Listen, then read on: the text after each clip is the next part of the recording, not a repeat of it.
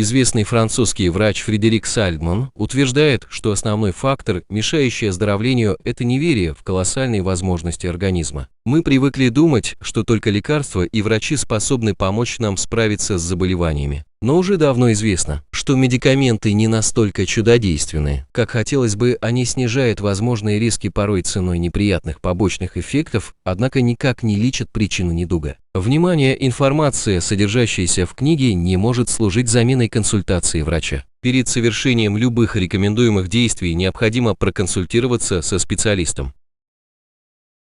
Здоровье до 120 лет без лекарств и врачей. Предисловие: одно яблоко в день отпугивает врача, особенно если хорошо прицелиться.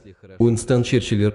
Раз я врач, то моя задача, по всеобщему мнению, достаточно ясна. Я слушаю, обследую, ставлю диагноз и выписываю лекарства. В этом заключается сущность моей профессии. Тем не менее, меня преследует ощущение, что мне не всегда удается найти корень проблемы моих пациентов. На самом деле, меня поражает огромное количество людей, которые обращаются ко мне за помощью регулярно. Либо чтобы я выписал имени новый рецепт, либо чтобы я исследовал какую-то новую патологию, похожую на предыдущую. Я уже привык видеть в приемной одни и те же знакомые лица. С течением лет я вплотную знакомлюсь со своими пациентами, и мы формируем своего рода любовный треугольник врач, больной и болезнь. Мы интересуемся друг у друга, что нового произошло в нашей жизни, мы переживаем, мы успокаиваемся и решаем увидеться еще раз. Каждый привык к своей рутине. Все хорошо, на самом деле не совсем, так как можно добиться лучшего результата, причем очень простым способом. Мозг и тело человека несут в себе огромный потенциал, который мы практически никогда не используем.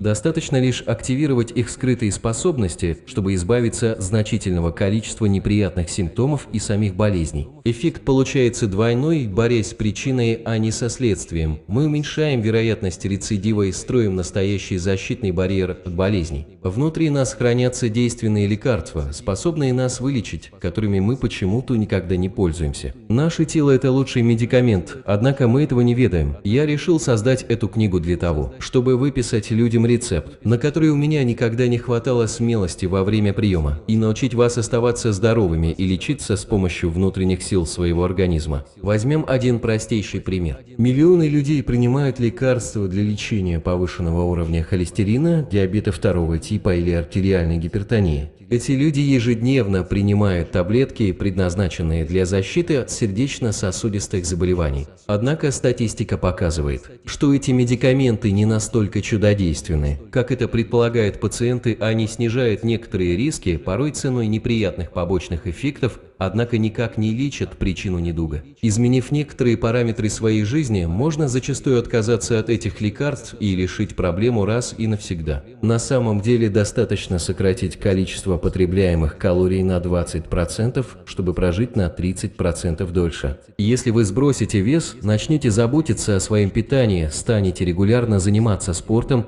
то это может изменить все в лучшую сторону. Достаточно привести конкретные цифры, чтобы вы поняли, насколько это важно. 30 минут физических упражнений в день снижает на 40% риск развития рака, болезни Альцгеймера и сердечно-сосудистых заболеваний. Возьмем один простейший пример. Миллионы людей принимают лекарства для лечения повышенного уровня холестерина, диабета второго типа или артериальной гипертонии. Эти люди ежедневно принимают таблетки, предназначенные для защиты от сердечно-сосудистых заболеваний. Однако статистика показывает, что эти медикаменты не настолько чудодейственны, как это предполагают пациенты, они снижают некоторые риски, порой ценой неприятных побочных эффектов, однако никак не лечат причину недуга. Изменив некоторые параметры своей жизни, можно зачастую отказаться от этих лекарств и решить проблему раз и навсегда. На самом деле достаточно сократить количество потребляемых калорий на 20%, чтобы прожить на 30% дольше.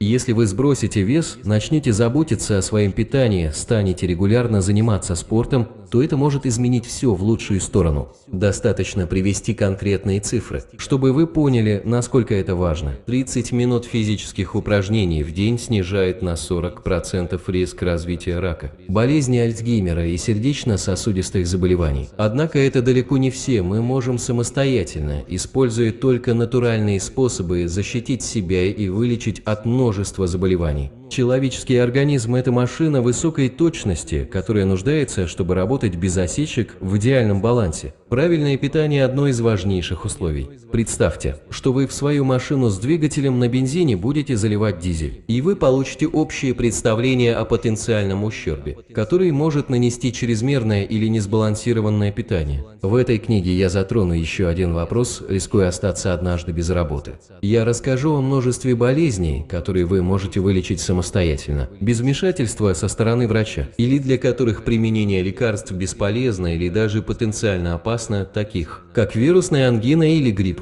Если при этом прописывается какое-нибудь лечение, то складывается впечатление, что оно вносит свой вклад в избавление от болезни, хотя на самом деле никак не помогает с ней справиться. Без него результат был бы тот же самый. На протяжении всей нашей жизни наш организм постоянно обновляется. Каждую секунду 20 миллионов клеток различных тканей делятся, чтобы заменить собой те, что уже не используются. Цель при этом произвести новые клетки на смену умершим полностью ими не идентичны. Ошибки при подобном копировании являются причиной развития рака. Таким образом, чрезвычайно важно, чтобы организм работал в благоприятных условиях. Если вы хотите максимально снизить погрешность во время копирования клеток, предупредить возможные ошибки, количество которых увеличивается по мере старения организма, так как иммунная система постепенно теряет свою эффективность в очищении тела. Возьмем для примера табак, который увеличивает риск клеточной мутации в тканях легких, горла и мочевого пузыря.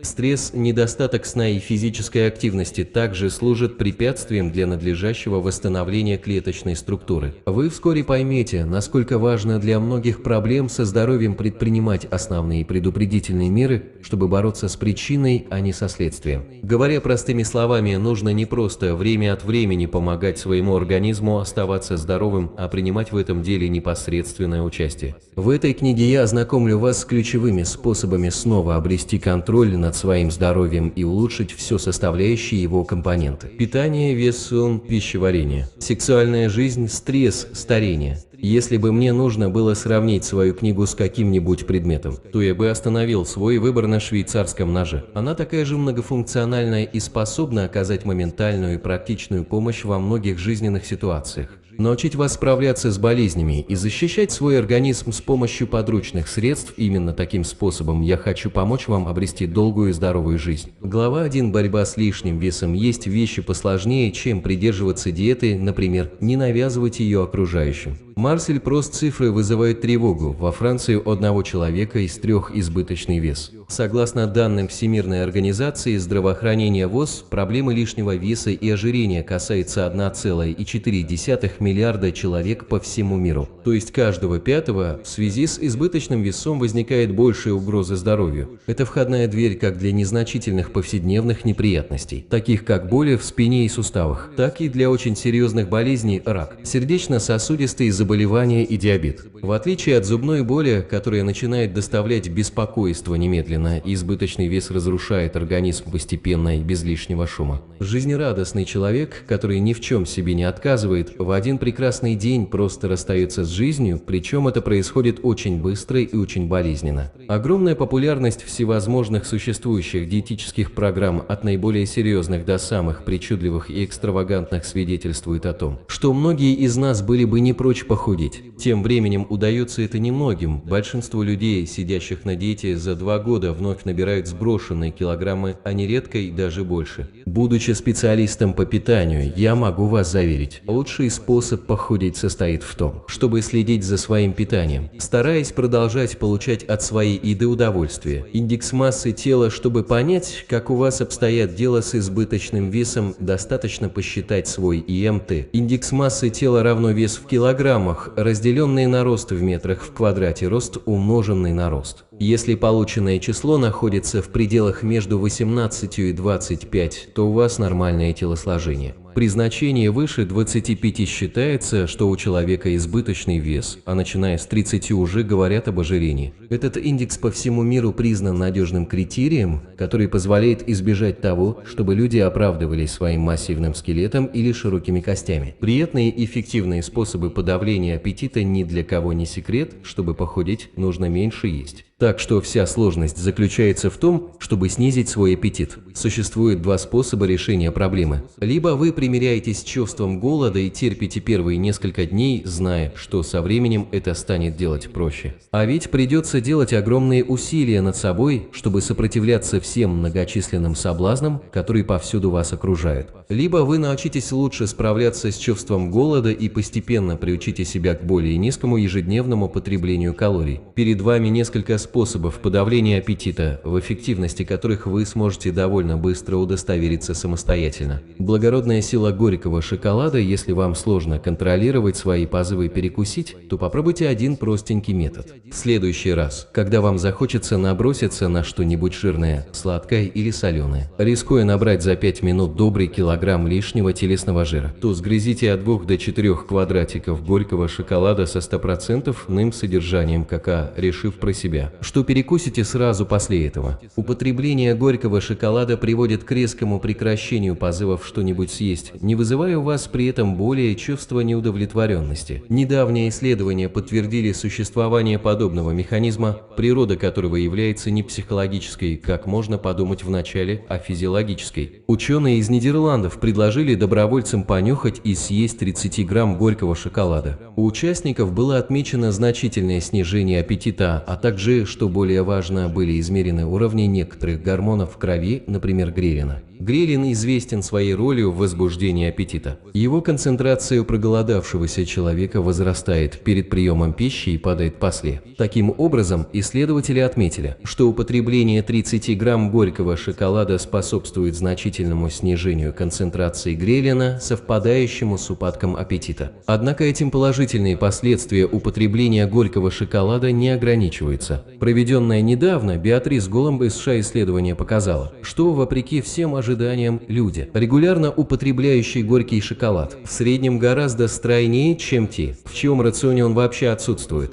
В этом и заключается весь парадокс. Несмотря на свои 540 калорий на 100 грамм, горький шоколад со 100% содержанием какао делает людей худыми. Причем это не связано с его подавляющим аппетит-эффектом. Ученые обнаружили, что ИМТ у потребителей горького шоколада ниже, чем у тех, кто его избегает. К исследованию были привлечены тысячи мужчин и женщин, средний возраст которых был равен 57 годам. Было отмечено, что наибольшего эффекта удавалось добиться именно при регулярном ежедневном употреблении 30 грамм горького шоколада, а не при больших еженедельных или ежемесячных дозах. На данный момент ученые просто констатировали наличие подобного феномена, однако не разобрались до конца, благодаря каким именно физиологическим процессам это происходит. Одним из возможных объяснений тем временем считается снижение уровня стресса, что приводит к уменьшению позывов перекусить. Кроме того, шоколад славится содержанием полифенолов, органических соединений, обладающих свойствами антиоксидантов. Помимо этого, немецкими исследователями было продемонстрировано, что регулярное употребление 2 квадратиков горького шоколада в день способствует снижению артериального давления. Первый показатель систолическое давление может упасть на целых 3 пункта, в то время как второй диастолическое давление на 2.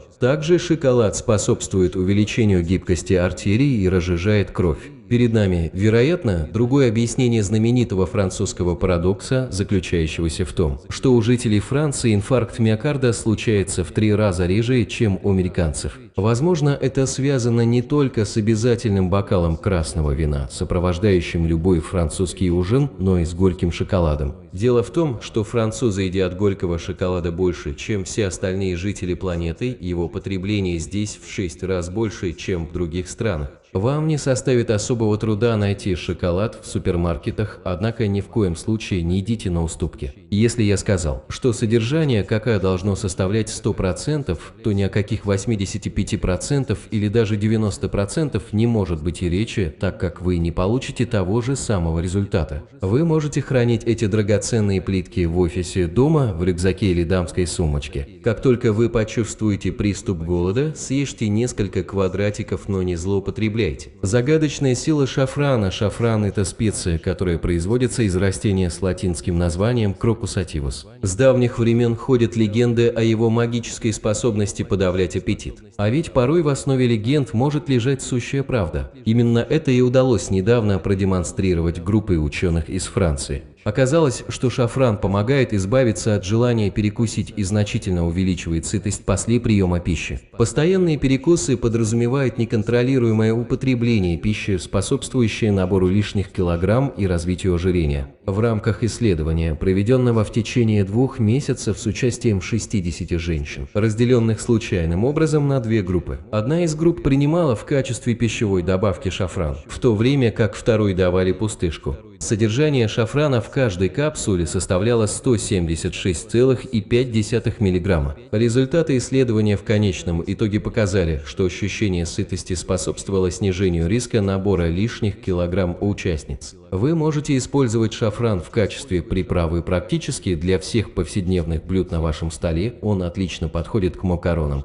рису, овощам, мясу и рыбе. Он никоим образом не испортит вкус ваших блюд, а наоборот усилит его. Кроме того, он придаст им аппетитный оттенок. Употребление жидкости точно так же и рекомендую вам обильно пить воду во время приемов пищи, вопреки некоторым общепринятым взглядам. Дело в том, что поддержание нормального уровня жидкости в организме помогает избежать приступов усталости, а именно во время еды у человека появляется естественное желание выпить воды. Кроме того, вода может помочь вам регулировать аппетит. Старайтесь каждый раз перед приемом пищи выпивать 2 стакана воды. Это поможет вам избежать желания утолить жажду с помощью алкогольных напитков и наброситься на печенье. Стакан воды в начале обеда поможет вам есть более умеренно. Ведь не зря все книги по этикету рекомендуют еще до того, как гости сядут за стол, расставить перед ними стаканы, наполненные водой. Часы ваши лучшие стражники, существует много способов прекратить есть. Либо вы почувствуете, что ваш желудок вот-вот разорвет от давления проглоченной еды, либо испытаете несколько другое ощущение. Если вы возьмете в привычку останавливаться на 5 минут в процессе поглощения своего завтрака, обеда или ужина перед тем, как положить себе добавку или между различными блюдами, то испытаете естественное ощущение сытости. Дело в том, что во время этих драгоценных 5 минут расположенный в головном мозге центр сытости стимулируется и вступает в работу. Практикуя эти непродолжительные остановки во время и в течение 1 месяца, вы обратите внимание, что у вас получилось перепрограммировать свой центр сытости, который теперь стал просто чудесным образом справляться с регулированием вашего аппетита. Во многих ресторанах персонал пользуется этим фокусом, сам того не подозревая. Они просят вас заказать свой десерт сразу, ссылаясь на то, что его долго готовить или он может просто кончиться раньше времени. И они по своему праву, каждый из вас оказывался в ситуации, когда десерт запаздывает слишком долго после окончания основного блюда, и вы, наевшись, попросту от него отказываетесь. Яичный белок – борец с внезапными приступами голода белки, которые могут быть как животного, так и растительного происхождения, являются основными составляющими клеток нашего организма. Они поставляют в наше тело азот-элемент, без которого мы просто не могли бы существовать. Теперь вы понимаете, насколько важную роль они играют. Белки неизменно присутствуют в нашем рационе питания, они содержатся в мясе, рыбе, яйцах, молочных продуктах, злаках. У них двойное преимущество. Наряду с низким содержанием калорий белки отличаются и своими невероятными питательными свойствами. Поэтому неудивительно, что они являются основой многих диетических программ. Главная звезда белкового происхождения, помогающая нам в борьбе с внезапным голодом, это, несомненно, яичный белок. Обладая всего 44 калориями на 100 грамм, яичный белок является очень сытным продуктом питания. Он не содержит жиров и холестерина, а употреблять его в пищу можно в различном виде, сваренные вкрутую яйца, без желтков. Омлеты и яичницы-болтуньи из яичных белков, в которые можно без проблем добавить, например, травы или свежие помидоры. Яичный белок вызывает ощущение сытости, которое длится часами. Он надежно защищает вас от постоянных перекусов и нежелательных позывов к еде. 2 яичных белка перед обедом удержат вас от нападок на тарелку с чипсами или арахисом, одна только горсточка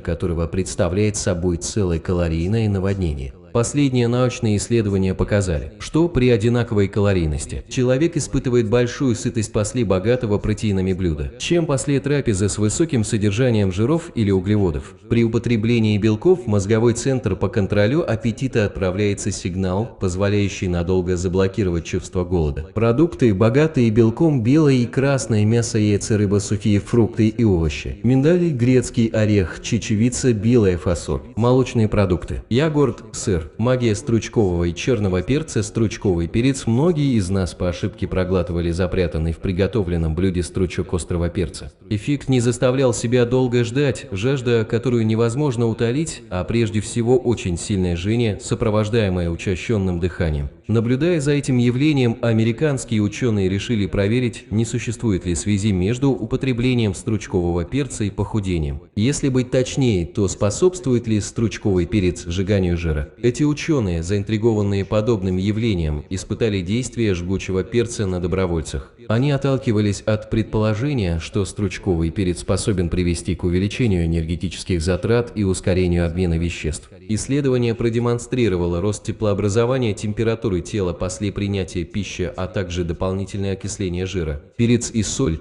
тормоз и газ наличия в продуктах соли невооруженным глазом заметить невозможно. А тем временем эта приправа представляет собой серьезную угрозу нашему с вами здоровью при ее чрезмерном употреблении. Большинство ученых бьют по этому поводу тревогу. Никто теперь не спорит о связи соли и артериальной гипертонии, сердечно-сосудистых заболеваний, а также все чаще и чаще встречающихся рака желудка и остеопороза. Относительно недавно ученые продемонстрировали также и потенциальную связь с аутоиммунными заболеваниями, такими как рассеянный склероз. На деле соль атакует организм по всем фронтам, поражая артерии и способствуя развитию рака. Стоит также подчеркнуть, что соль неплохо стимулирует аппетит, именно поэтому такие предварительные закуски, как арахис и миндаль, подаются солеными. Людям, желающим похудеть, соль никак нельзя рассматривать в качестве союзника в этом деле. Но как определить, потребляете ли вы избыточное количество соли в повседневной жизни? Это далеко не очевидно, пока никому не удавалось взвесить количество соли, всасываемое организмом в течение дня.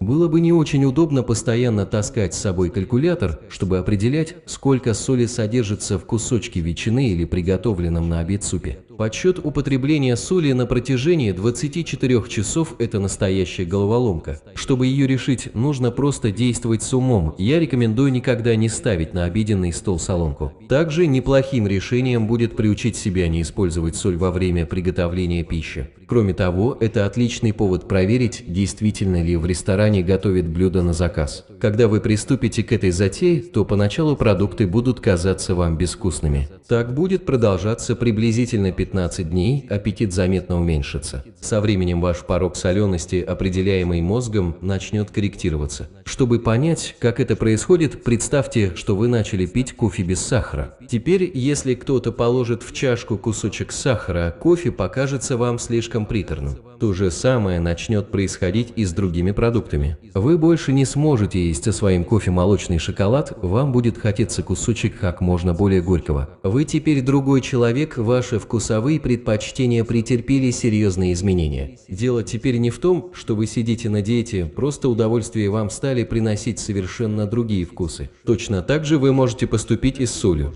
Когда вы приучите себя есть слабо или вообще не соленую пищу, то слишком соленые блюда будут вызывать у вас отвращение. От этого вы только выиграете, вы защитите свои артерии, а риск развития рака желудка значительно снизится. В качестве приятного дополнения вам будет гораздо проще контролировать свой аппетит. То, что мы не задумываясь потребляем слишком много соли, является достоверным фактом. Так что было бы неплохо приучить себя к как можно менее соленой пище. Отличным способом этого добиться будет заменить соль в своем рационе на перец. Перец может быть всевозможных оттенков: серый, который бывает таким только в молотом виде, зеленый, черный, белый. Его цвет, как правило, зависит от зрелости собранных зерен. Я специально не упомянул перец розовый, употреблять который нужно в строго ограниченных количествах, так как он представляет проблемы токсикологического характера, способные привести к головным болям, проблемам с дыханием, диареей или геморрою. Если же вы жить не можете без розового перца, то вам следует использовать не более нескольких горошин на блюдо. Вы должны знать, что перец, который продается в магазинах, чаще всего предварительно подвержен облучению. Дело в том, что в странах-производителях специй чаще всего сушат прямо на земле, и они собирают на себе множество различных микробов. Поэтому нередко в перце оказывается по миллиону различных бактерий на грамм.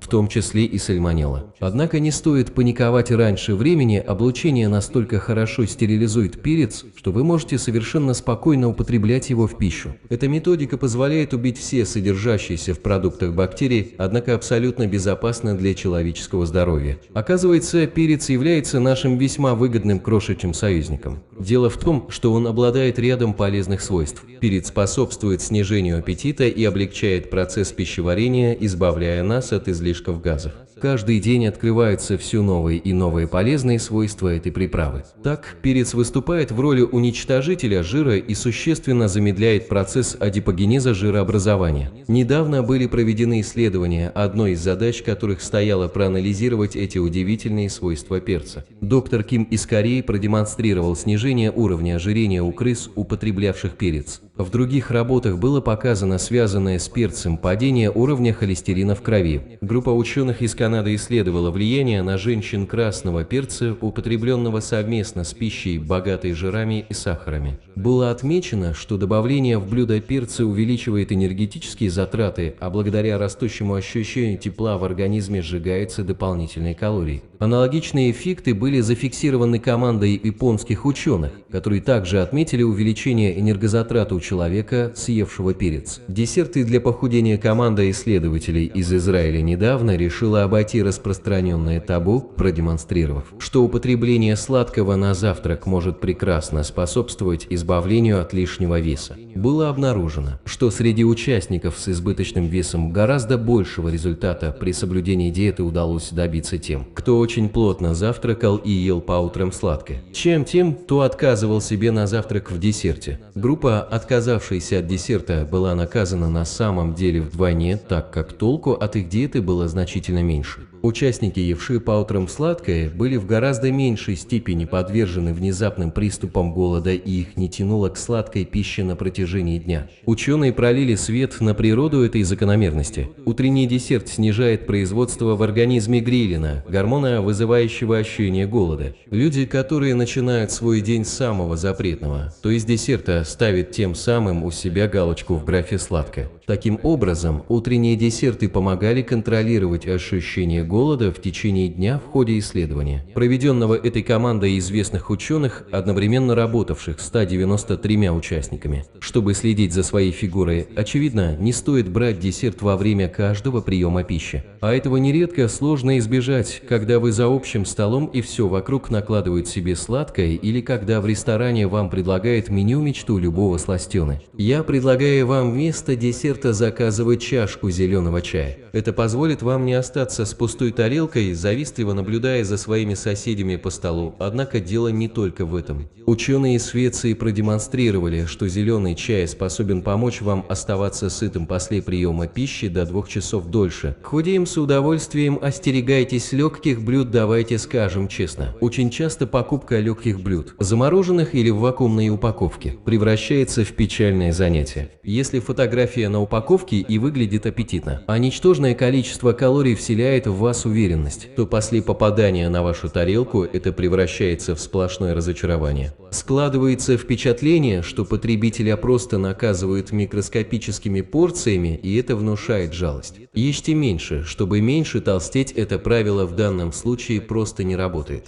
Нелепые порции во время завтрака, обеда или ужина приводят к тому, что в течение дня у человека появляются многократные неудержимые позывы чем-нибудь перекусить. Недавно девочка из английской школы начала вести блог, который в итоге стал настоящей сенсацией. Она просто фотографировала то, что детям подавали в школьной столовой, и прикидывала, насколько укусов хватит каждого из предложенных блюд. Я попробовал проделать это с многими предложенными скупыми порциями. В среднем с обедом можно было покончить за 3 или 4 укуса. А если блюдо при этом еще и хорошо приготовлено, то ощущение неудовлетворенности усиливается еще больше. Съеденного количества достаточно только для того, чтобы вызвать звериный аппетит, контролировать который потом просто невозможно. Чтобы добиться ощущения сытости, нужно одновременно учитывать как психологические, так и физиологические факторы. Психологическая составляющая заключается в том, что при поглощении большого объема пищи неизбежно создается впечатление, что вы наелись. Что касается физиологии, то в набитом желудке пища давит на его стенки, стимулируя чувствительные к давлению барорецепторы, которые вызывают приятное ощущение сытости. Некоторые продукты отличаются тем, что способны принести в наши тарелки огромные объемы пищи ценой лишь незначительного количества калорий, например, грибы. 14 калорий на 100 грамм, помидоры, 21 калория на 100 грамм, да, даже отварная картошка, 100 грамм, которая обойдется вам всего в 85 калорий. Если теперь добавить к этим продуктам листья салата, поместить все в огромную салатницу, украсить свежими травами, сбрызнуть бальзамическим уксусом, то вы получите блюдо с минимальным содержанием калорий, которое поможет вам надолго избавиться от надоедливого чувства голода. Смакуйте. В текущий момент, попивая свой утренний кофе, вы уже размышляете о том, что для вас приготовил грядущий день, вы начинаете думать о будущем, полностью позабыв о настоящем. Вы даже не обращаете внимания на то, что пьете или едите. А ведь в такие моменты нужно закрыть глаза и сконцентрироваться на аромате вашего кофе, его прекрасном вкусе и тепле чашки. Если же все далеко от идеала, то вы можете улучшить ситуацию и окружить себя более благоприятной обстановкой. Пару примеров. Поменяйте марку используемого кофе. Почувствуйте тонкость его вкуса. Купите качественную минеральную воду. Выберите более подходящую температуру. Попробуйте новые способы приготовления кофе. Наливайте его в красивую фарфоровую чашку. Научитесь строить новую вселенную, полную удовольствия и радости только для себя. Без особого труда вы вскоре откроете для себя неуловимые и тонкие ощущения, которые нужно уметь ценить. Когда ты полностью сосредотачиваешься на том, что делаешь в настоящий момент, то это позволяет сконцентрироваться на самом себе и еще больше открыться навстречу удовольствию. Если это верно для чашки кофе, то точно так же применимо и для других областей вашей жизни. Нужно лишь сконцентрироваться на текущем мгновении и уметь правильно выбирать мельчайшие детали, от которых все становится еще лучше. Кроме того, это отличный способ избавления от избыточных килограмм без лишних усилий. Если проглатывать свою пищу, думая о чем-то совершенно другом, то вы рискуете съесть слишком много. Если же наоборот, смакуя каждый кусочек, вы будете полностью отдавать себе отчет. Почему вам хочется съесть еще один, то достаточно быстро вы научитесь контролировать кривой своего веса. Нет ничего печальнее и вреднее для здоровья,